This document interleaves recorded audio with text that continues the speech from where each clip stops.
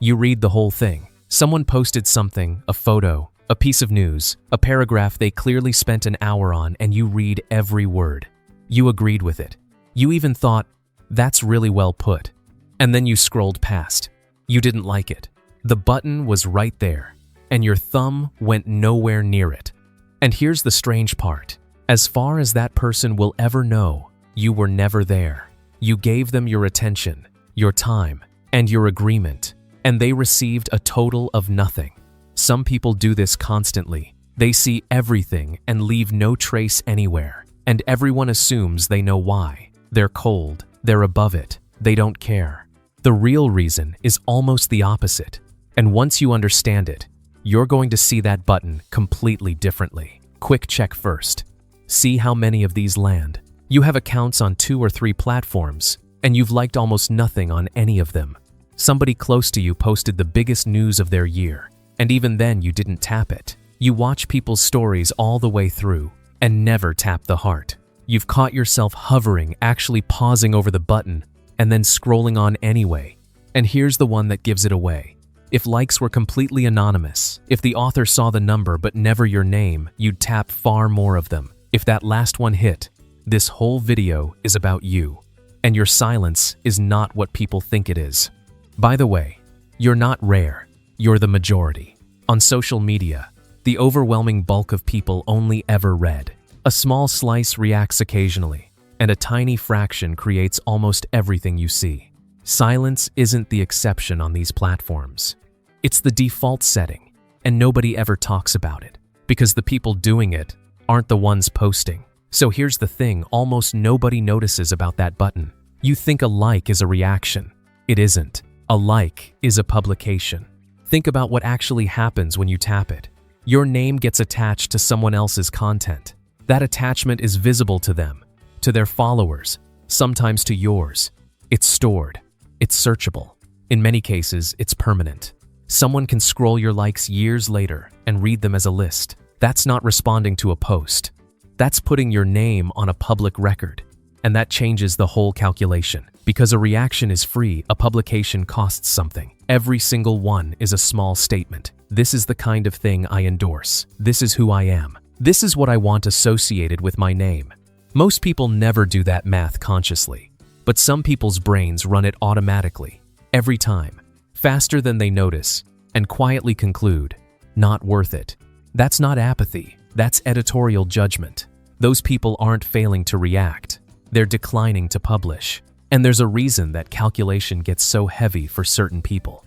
Sociologist Goffman describes social life as performance we all manage, how we come across, and crucially, we need a backstage, a place where the performance stops and nobody's evaluating. Goffman was writing decades before any of this existed, but social media took that backstage and deleted it. On a feed, there is no version of you that isn't on display. Worse, everyone you've ever known is standing in the same room.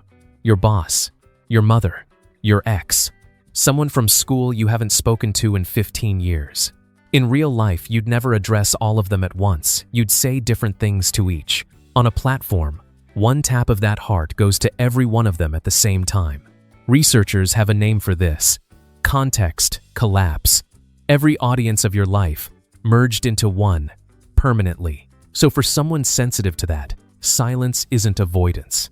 It's the only way to keep a backstage that no longer exists anywhere else. Reading without reacting is the last place they get to be an audience instead of a performer. Now here's the part that actually causes damage, and it's not about the silent person at all. It's about how everyone else reads them. There's a classic idea in psychology. We explain our own behavior by our circumstances, and other people's behavior by their character. When you scroll past someone's post, it's because you were busy, you were half asleep, you meant to come back to it. When they scroll past yours, it's because they don't care. Now, the honest version. When researchers ran a large analysis of decades of studies on this, they found the effect is much weaker overall than psychology textbooks claimed for years. Across the board, it's close to nothing. But it held up strongly under 2 specific conditions: when the event is negative, and when the 2 people know each other well, which is precisely this. Someone close to you, not reacting to something that mattered to you. That's a negative event between intimates. That's the one place the bias actually bites. So the quiet person knows exactly what their own silence was. I read every word. I thought about it. I just didn't want my name on a public list. And the person on the other end reads something entirely different. They saw it, and they chose to give me nothing.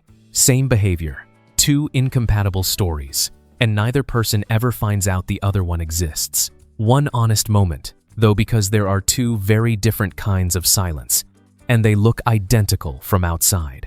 The first is a boundary. You're protecting your privacy and your attention, and there's nothing wrong with it. It's a legitimate way to exist on a platform built to make everything about you visible. The second is withholding. Silence that's doing a job. Not liking someone's news because it stung a little. Not reacting because some part of you doesn't want to hand them the win, the test that separates them cleanly. If this were completely invisible to everyone else, would I react? If yes, you have a boundary.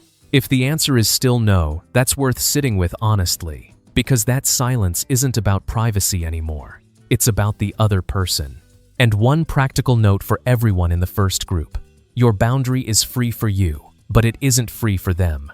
Remember the asymmetry. They can't see the difference between your silence and indifference, because there is no difference to see. So if someone matters, the fix isn't to start liking things publicly. It's to move the reactions somewhere private. One direct message is worth more than 200 likes, and it puts nothing on the record. So here's where this ends up. The people who consume the most carefully are the people who leave the fewest traces. They read to the end. They remember what you said. They think about it later, sometimes for days. And every system we've built is blind to exactly that. Platforms count taps, so silence reads as absence. Authors count reactions, so silence reads as indifference. The most attentive people in the room register as the least present. If you've felt vaguely guilty about being one of them, that guilt is measuring the wrong thing. Attention was never the same as engagement. You've been giving people the first one this whole time. They just have no way of seeing it. And most of you will finish this video, agree with it, and tap nothing at all, which, at this point, you know isn't nothing.